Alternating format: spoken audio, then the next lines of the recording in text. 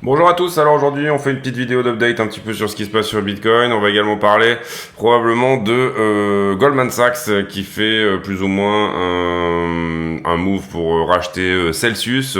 Voilà, on passe tout de suite en partage d'écran.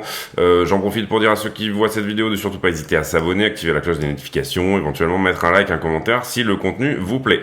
On est toujours sur ces structures d'épaule tête-épaule inversée, là, vous le voyez, qu'on a cassé. Là, je suis donc en 4 heures. On a une target raisonnable qui va nous donner un 23 300. Si on vient chercher un petit peu plus haut, on serait plutôt, c'est-à-dire la target vraiment totale de cette figure, on serait plutôt ici du côté des 24-25 000. Sur la market cap totale, on a exactement la même chose. Globalement, on va pas faire tous les assets là, mais globalement, on a un petit peu cette même structure sur tous les assets, y compris sur la stablecoin dominance, où on a bien entendu là pour le coup une épaule tête-épaule dans l'autre sens qui là nous donnerait une target de 10% pour les stablecoins si on y va. Et un petit peu moins, vous l'avez compris, si on prend la target la plus raisonnable, c'est-à-dire de la tête à l'épaule droite. Ça, c'était pour le chartisme. Maintenant, ce qu'on va regarder, c'est tout simplement un petit peu les news, donc le fondamental autour de ce qui se passe sur Celsius notamment. Celsius, qui on le sait, a engagé des conseillers pour se préparer à une éventuelle faillite. Ils ont fait appel à un cabinet d'avocats de manière à restructurer pour éventuellement préparer un éventuel dépôt de bilan. Vous savez, quand vous faites appel à un avocat, vous pouvez aussi, ça peut aussi être des deals pour éventuellement vendre la boîte. Donc en fait, vous faites tout simplement, ces avocats font un audit de ce que vaut un petit peu la boîte, la crypto, etc.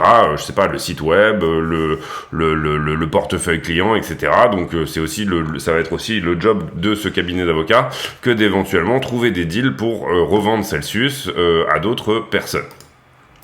Ici, on voit que Goldman Sachs est plutôt intéressé. Donc là, c'est intéressant. Ça veut dire que c'est la fusion entre la DeFi et le monde de la finance traditionnelle. Est-ce que c'est pour le bon ou le mauvais? Je sais pas. Mais en tout cas, on voit que, on va dire, la finance traditionnelle est intéressée pour éventuellement mettre 2-3 billes ici dans le monde de la DeFi. Ici, tant est que tout ça est déjà prêt. Donc, en gros, voilà, on a ici Goldman Sachs qui commence à lever 2 milliards pour acheter les crypto-assets de Celsius à un discount. Donc à voir, à suivre. En tout cas, on sait que Goldman Sachs commence un petit peu à s'intéresser assez fortement à tout ce qui est à la fois Bitcoin et également DeFi également. Donc c'est plutôt pour moi une bonne information. Ensuite, donc ça c'est important de le comprendre, ça veut dire qu'on a des gens ici qui sont intéressés pour éventuellement relever Celsius. Ici on va aller voir les news, on va dire normales, rien qui concerne vraiment l'économie sur le Wall Street Journal, sur Coindesk. On a Morgan Creek qui est en train d'essayer de contrer le deal, en gros le prêt que FTX a accordé à BlockFi. En fait, concrètement, je crois que BlockFi a prêté 200 millions, FTX a prêté 200 millions à BlockFi, mais c'est conditionné un petit peu à récupérer une partie de la boîte également.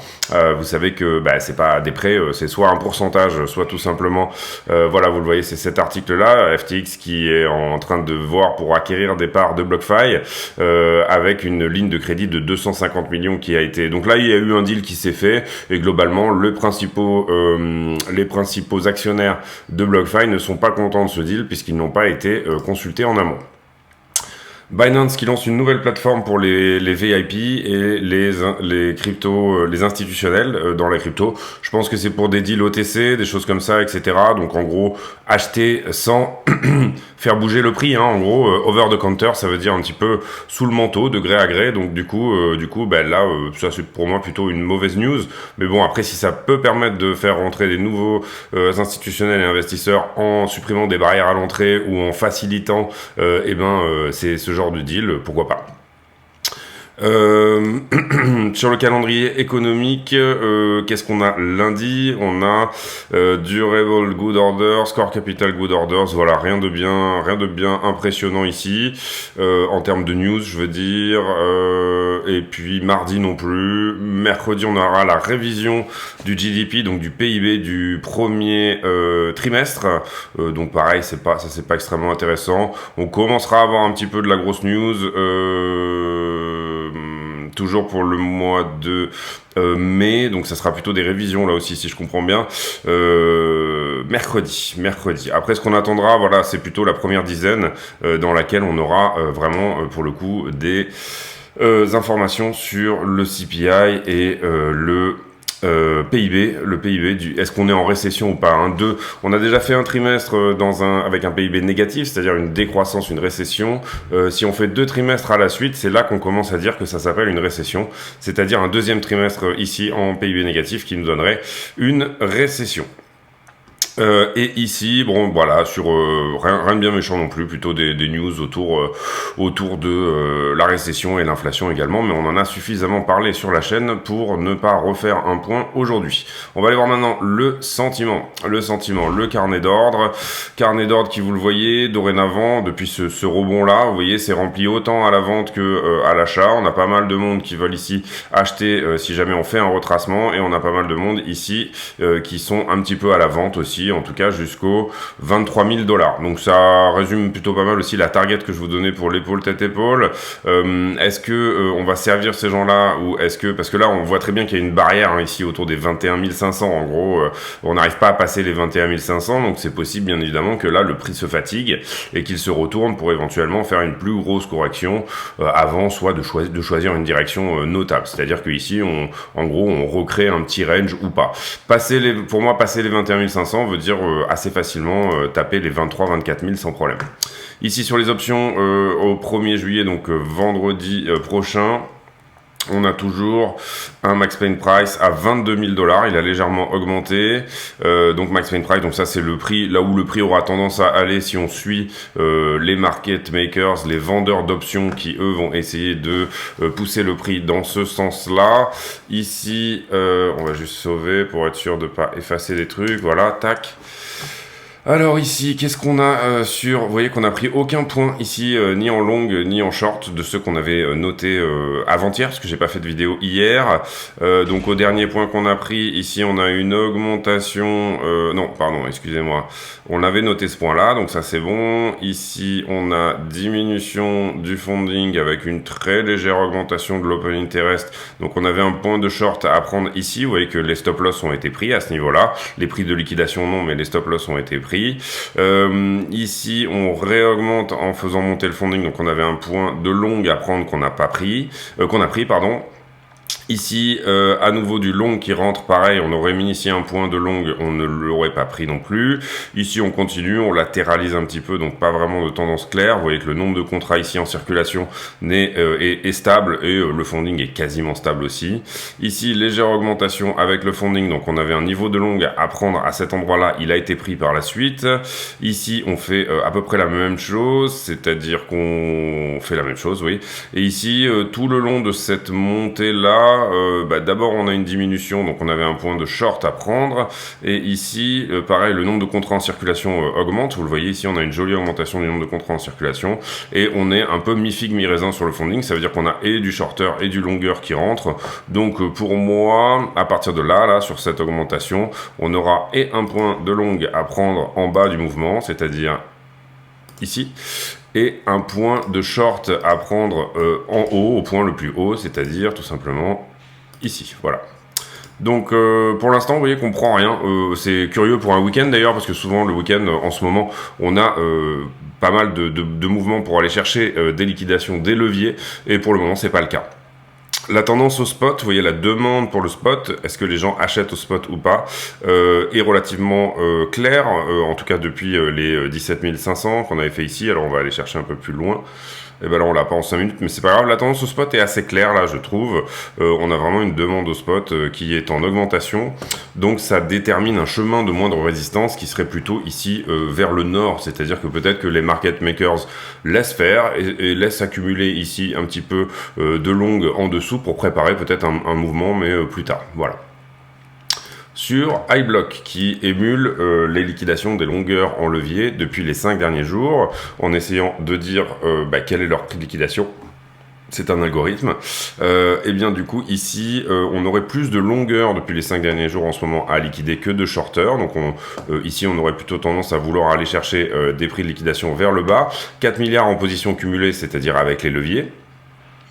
Et ça c'est toujours sur le contrat de Binance et en gros là où on a vraiment une zone, ça pourrait être ici vers les 20 400, donc un petit dip de $1000 pour aller chercher un petit peu cette zone ici de liquidité. Vous voyez qu'ici on commence à être dans une zone dense, c'est-à-dire que tout ce qui a été shorté depuis les 4 ou 5 derniers jours est plutôt en densité proche également, donc pour le moment iBlock ici ne donne pas de direction vraiment propre à aller chercher. Sur Kingfisher, on va regarder aussi un petit peu le sentiment. Après, on ira faire un saut sur Glassnode et puis on pourra clôturer cette vidéo. Ici, sur Kingfisher, le Kingfisher voit plutôt une poche de liquidité à venir chercher autour des, je dirais, ça ressemble à du 21 000, juste en dessous des 21 000. Donc, ça voudrait dire ici pour Kingfisher faire un petit dip sous les 21 000. Et puis après, vous voyez qu'on verra ce qu'on accumule. Est-ce qu'on accumule du long au moment du rebond ou est-ce qu'on accumule du short au moment de la perte des 21 000. Moi, je trouve que 20 000 n'est pas forcément un niveau psychologique très important. Je trouve par contre que les 21 000 ici ont pas mal joué dernièrement. Et pour moi, la résistance à passer là actuellement, ce sont les 21 500. On va pas aller regarder si on va regarder vite fait juste les liquidations, mais on va pas aller regarder le reste. 123 millions de liquidés hier, donc vraiment pas grand chose. Et principalement, vous le voyez, je fais juste un refresh parce que des fois ça bug un petit peu. Principalement sur du short, principalement du short qui a été liquidé, donc vers le haut, 123 millions de liquidés. Ensuite, on va désormais aller vite fait sur Glassnode. Glassnode, là, on est sur le nombre de bitcoins qui sont sur les exchanges, donc ils ne sont pas sur des cold wallets. Vous voyez qu'on a une sortie, et ça c'est plutôt une bonne nouvelle, on a une sortie des bitcoins des exchanges pour aller sur les cold wallets, que moi j'attribue pour beaucoup au fait qu'en ce moment, on a beaucoup de news sur les exchanges, les exchanges donc qui seraient mal en point au niveau financier, donc du coup les gens se mettent à l'abri en mettant plutôt leur crypto sur des ledgers. Surtout en ce moment, on est tellement bas qu'on est probablement aussi plutôt dans des logiques d'investissement, donc un petit peu long terme, plutôt que de spéculation.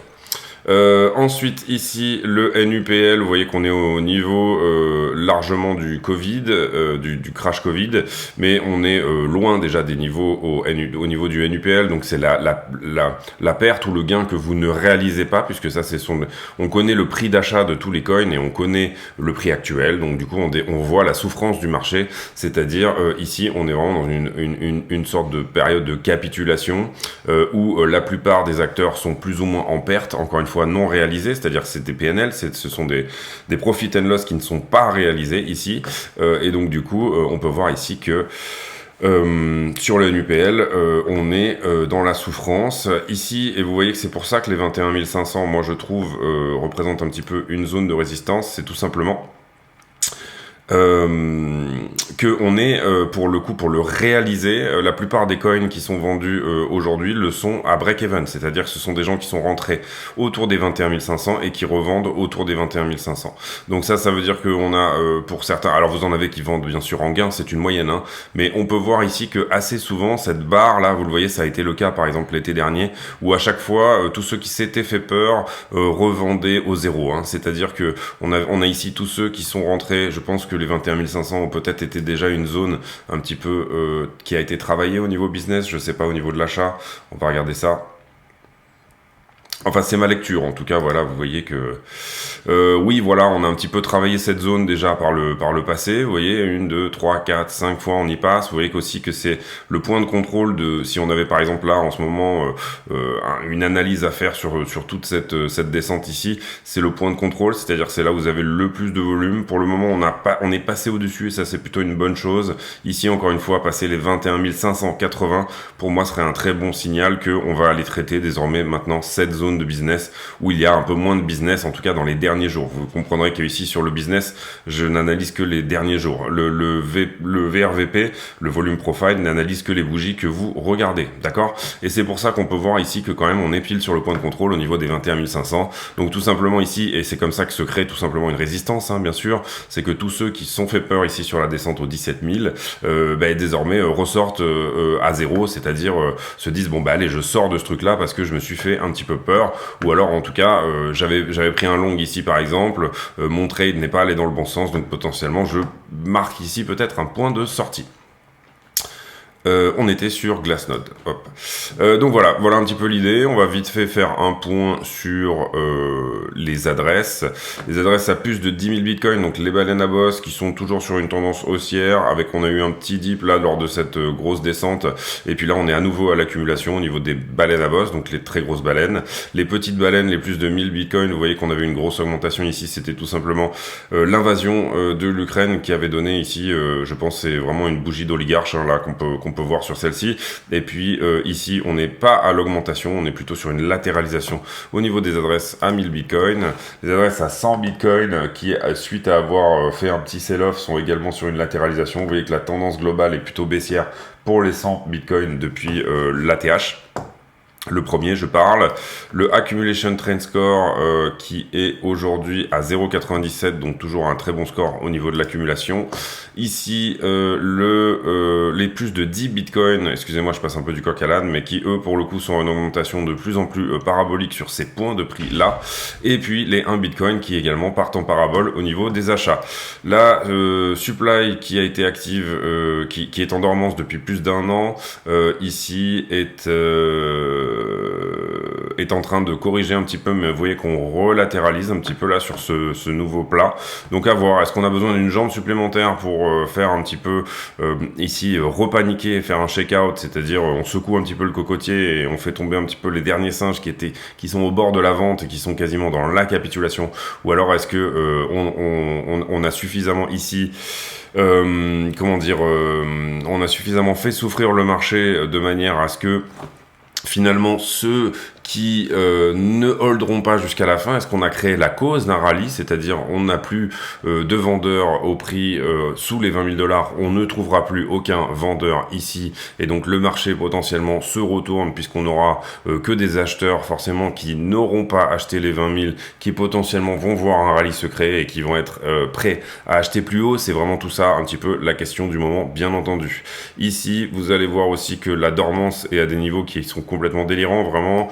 C'est-à-dire qu'on n'a jamais vu ça en fait sur Bitcoin, sauf depuis la création, là, vous le voyez, de Bitcoin, donc en gros 2010, mais même en 2011, on n'était pas sur des niveaux de dormance aussi importants. Niveau de dormance, ça veut dire tout simplement que les Bitcoins bougent très peu en ce moment, et c'est ça qui nous donne aussi sur ce ratio-là un dénominateur très faible. Donc là, vous voyez qu'on est en train de commencer à descendre, mais on n'est pas du tout dans le vert ici. Est-ce que peut-être, et là il faudra peut-être faire dans l'idée, si on veut que tous les indicateurs vraiment passent au vert, il faudra faire passer celui-là au vert aussi. Et qu'est-ce que ça voudrait dire? Ça voudrait dire que quelque part il faudrait faire lâcher la main aux long term holders, donc potentiellement ici une dernière jambe baissière. Vous comprenez qu'on a déjà parlé bien entendu des 10-12 000 $, on a déjà parlé des 14 comme étant potentiellement un point où tout ça pourrait latéraliser. Moi personnellement je pense que même aller à 10, vraiment peut-être quelque chose de potentiel, 10 400 peut-être, quelque chose comme ça. Néanmoins, c'est pas obligatoire, bien entendu, vous savez que c'est pas une science exacte, et ici on élabore des scénarios, on regarde un petit peu une météo, on regarde un petit peu est-ce qu'il y a des anticyclones et des dépressions, et en fonction de ça, on analyse un petit peu l'histoire. Ethereum très en forme, vous voyez que son tête-épaule inversée est beaucoup moins penchée, vous voyez qu'il l'a cassé beaucoup plus franchement, qu'il est désormais au niveau de l'épaule droite, alors que si vous regardez BTC n'a même pas dépassé le niveau de l'épaule gauche, vous comprenez. Ici, on a vraiment une vraie confirmation de la figure sur Ethereum, alors qu'on l'a pas forcément sur Bitcoin. Néanmoins, Ethereum suivra pas Bitcoin, et si aujourd'hui il y a retour et qu'on doit invalider ici cette épaule tête épaule pour donner donner vie à un M-top, vous comprenez que ça c'est pas un joli M-top, M-top étant une figure bearish, hein, alors que si là on se retournait, on pourrait avoir une tête de M-top ici sur Bitcoin. Donc on voudrait vraiment ici voir Bitcoin casser tout simplement ce niveau là. D'ailleurs on va mettre, je pense qu'il y a une alerte, mais on va en remettre une légèrement au-dessus, voilà, pour savoir en temps et en heure ce qu'il va en mettre. Voilà, après sur les altcoins, rien de bien fou, le Flux qui est en très grosse forme avec plus 10% aujourd'hui, et puis sinon on est plutôt à la latéralisation, en tout cas sur les altcoins que moi je regarde, ADA qui marche très bien, OneInch aussi, voilà, suivez bien aussi je pense, pour moi le total DeFi, pour savoir est-ce que la DeFi va vraiment être une narration du prochain bull run, ou est-ce que ici elle a suffisamment été mise à mal, et est-ce que finalement elle fait peur dorénavant, est-ce que la finance décentralisée peut faire peur suite à tous les abus un petit peu au niveau business model qu'on a pu avoir, ou alors est-ce que vraiment la DeFi va continuer à attirer du monde, la finance décentralisée, de manière à pouvoir ici tout simplement reconstruire quelque chose avec ça. On va pas regarder la bourse, on va pas regarder les indices, donc voilà, je pense que c'est tout pour moi aujourd'hui. Merci d'avoir suivi cette vidéo. Si ça vous a plu, n'hésitez pas à mettre un like, activer la cloche des notifications. J'ai pour habitude, pour voir ceux qui ont regardé jusqu'à la fin de la vidéo, de demander un commentaire à la con. Le commentaire à la con du jour sera où est-ce que vous allez partir en vacances cet été, est-ce que vous prenez des vacances, si vous en avez, hein, tout le monde n'en a pas forcément. Si vous prenez des vacances, où est-ce que vous allez partir? Donc question vraiment à la con, vraiment c'est du même ordre que ah bah il pleut, mais c'est l'idée un petit peu du commentaire à la con, c'est tout simplement de poser des questions un peu débile et d'interagir de manière relativement différente avec les abonnés. Voilà, c'est tout pour moi aujourd'hui. Je vous souhaite une excellente fin de week-end à tous et on se retrouve demain pour un nouveau point météo sur le Bitcoin. À bientôt. Ciao, ciao.